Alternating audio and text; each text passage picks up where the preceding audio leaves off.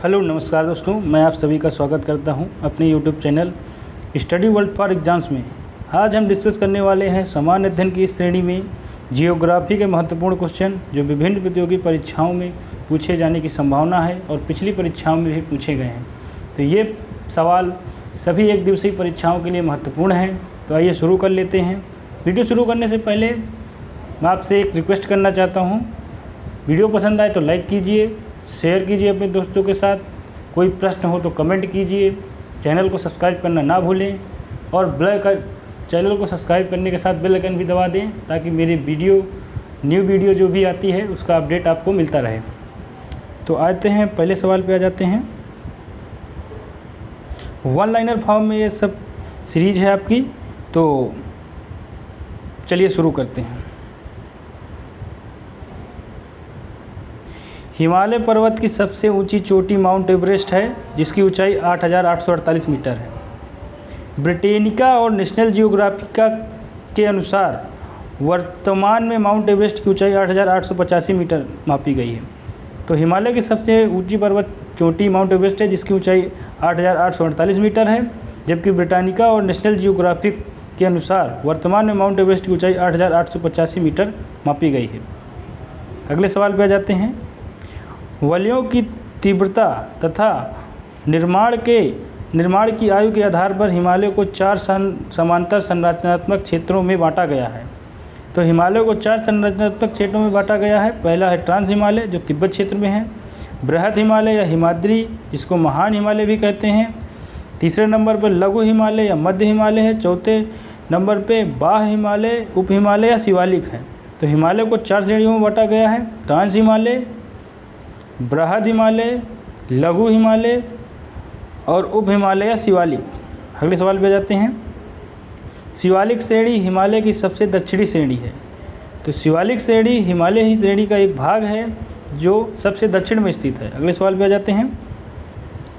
भारत की सबसे नवीन पर्वत श्रेणी शिवालिक है। तो भारत में सबसे नवीन पर्वत श्रेणी शिवालिक है जो कि वलित पर्वत का उदाहरण है। जो शिवालिक पर्वत श्रेणी हिमालय पर्वत श्रेणी का ही एक भाग है और सबसे दक्षिणी भाग है, और हिमालय पर्वत श्रेणी एक वलित पर्वत का उदाहरण है। तो शिवालिक पर्वत श्रेणी भी एक वलित पर्वत श्रेणी का उदाहरण हो जाता है। अगले सवाल पे जाते हैं। 5 नंबर है दक्षिण से उत्तर की ओर क्रमशः। तो दक्षिण से उत्तर की ओर हिमालय में स्थित पर्वत चोटियों को सजाया गया है। तो आइए देख लेते हैं। तो शिवालिक के उत्तर में धौलाधर के उत्तर में पीर पंजाल जस्कर, फिर उसके बाद लद्दाख और उसके बाद काराकोरम श्रेणी स्थित है। तो दक्षिण से उत्तर की ओर क्रम में शिवालिक, धौलाधर, पीर पंजाल, जास्कर, लद्दाख, काराकोरम श्रेणी स्थित हैं। अगले सवाल पे आ जाते हैं। अरावली श्रेणी गुजरात के पालनपुर से लेकर राजस्थान, हरियाणा से होकर दिल्ली तक लगभग 800 किलोमीटर लंबाई में विस्तृत है। तो अरावली श्रेणी कितने राज्यों में विस्तृत है? अरावली श्रेणी गुजरात, राजस्थान, हरियाणा और दिल्ली केंद्र शासित प्रदेश है जो कि दिल्ली। तो इस प्रकार 4 राज्यों में अरावली पर्वत श्रेणी 800 किलोमीटर की लंबाई में विस्तृत है। अगले सवाल पे आ जाते हैं। अरावली श्रेणी का निर्माण प्री कैम्ब्रियन काल में हुआ था। अरावली श्रेणी का निर्माण प्री कैम्ब्रियन काल में हुआ था जो 600 से 570 मिलियन वर्ष पूर्व का माना जाता है। देखिए, भारत में उपस्थित जितनी भी पर्वत श्रेणियां हैं उनमें अरावली पर्वत श्रेणी सबसे पुरातन पर्वत श्रेणी मानी जाती है। अरावली पर्वत श्रेणी एक ब्लॉक पर्वत का उदाहरण है। अगले सवाल पे आ जाते हैं। अरावली श्रेणी भारत में नहीं बल्कि विश्व की सबसे प्राचीन पर्वत श्रृंखलाओं में से है। तो देखिए, मैंने बताया भी था कि अरावली पर्वत श्रेणी भारत ही नहीं विश्व के सबसे प्राचीनतम पर्वत श्रृंखलाओं में से एक है। तो जब भी सवाल आता है भारत में सबसे पुरातन पर्वत श्रेणी कौन सी है, तो इसका सही उत्तर हो जाता है अरावली पर्वत श्रेणी। अगले सवाल पे आ जाते हैं। अरावली श्रेणी की सर्वोच्च चोटी गुरु शिखर 1722 मीटर है। तो अरावली पर्वत श्रेणी की सबसे ऊंची चोटी का नाम गुरु शिखर है जिसकी ऊंचाई 1722 मीटर है और ये राजस्थान में स्थित है। अगले सवाल पे आ जाते हैं। माउंट आबू 10वां नंबर सवाल है। विंध्याचल, अरावली, सतपुड़ा आदि अवशिष्ट पर्वत के उदाहरण हैं। तो विंध्याचल पर्वत श्रेणी, अरावली पर्वत श्रेणी, सतपुड़ा पर्वत श्रेणी आदि अवशिष्ट या ब्लॉक पर्वत के उदाहरण हैं। अगले सवाल पे आ जाते हैं।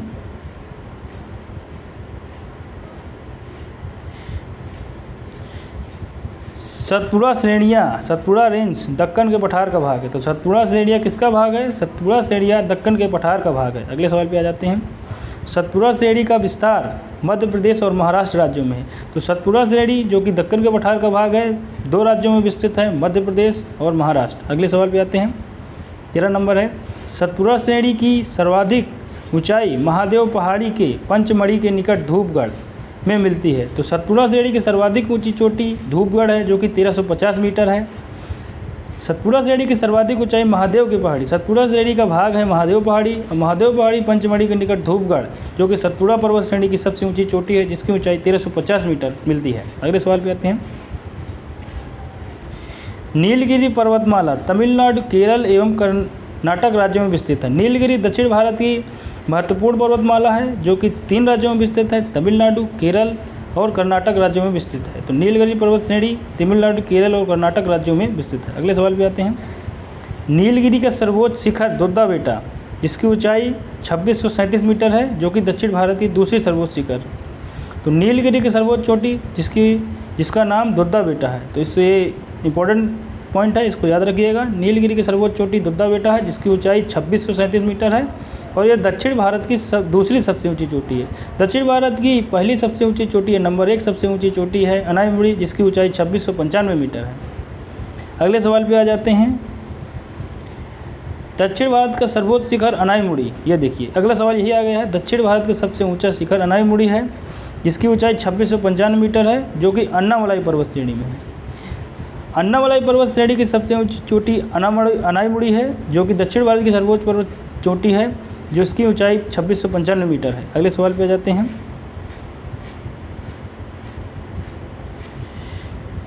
पश्चिमी घाट को महाराष्ट्र, गोवा, कर्नाटक में सह्याद्री के नाम से जाना जाता है।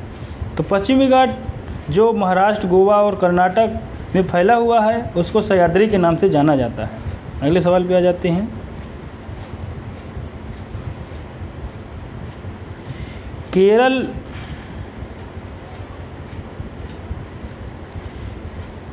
केरल में सह्याद्री को शाह पर्वतम के नाम से जाना जाता है। तो केरल में सह्याद्री पर्वत को शाह पर्वतम के नाम से जाना जाता है।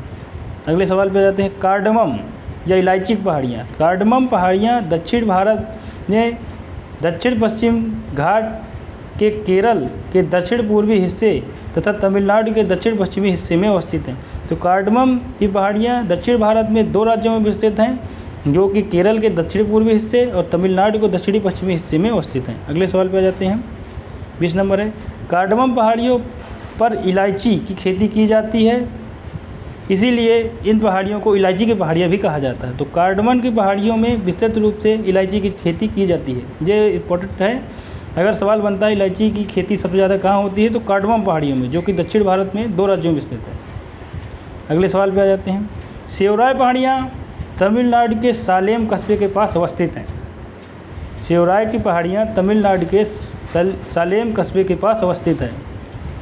अगला पॉइंट क्या कहता है। तमिलनाडु का प्रसिद्ध हिल स्टेशन यारकॉड सेवराय पहाड़ियों में अवस्थित है। तो तमिलनाडु का एक प्रसिद्ध हिल स्टेशन है, जिसका नाम यारकॉड है, जो सेवराय की पहाड़ियों पे स्थित है। अगले पॉइंट पे आ जाते हैं। बालाघाट श्रेणी, हरिश्चंद्र श्रेणी तथा सतमाला पहाड़ियाँ महाराष्ट्र में फैली हुई हैं।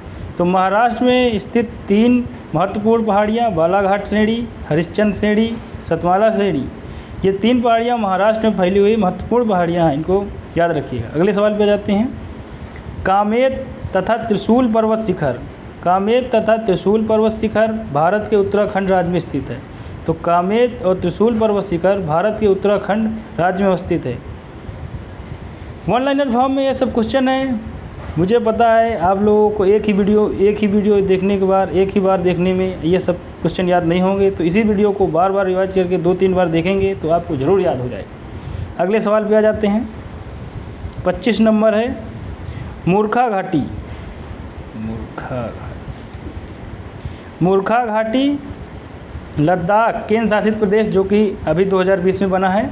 तो मूर्खा घाटी लद्दाख केंद्र शासित प्रदेश 31 अक्टूबर 2019 से प्रभावी है। ये केंद्र शासित प्रदेश प्रसिद्ध है।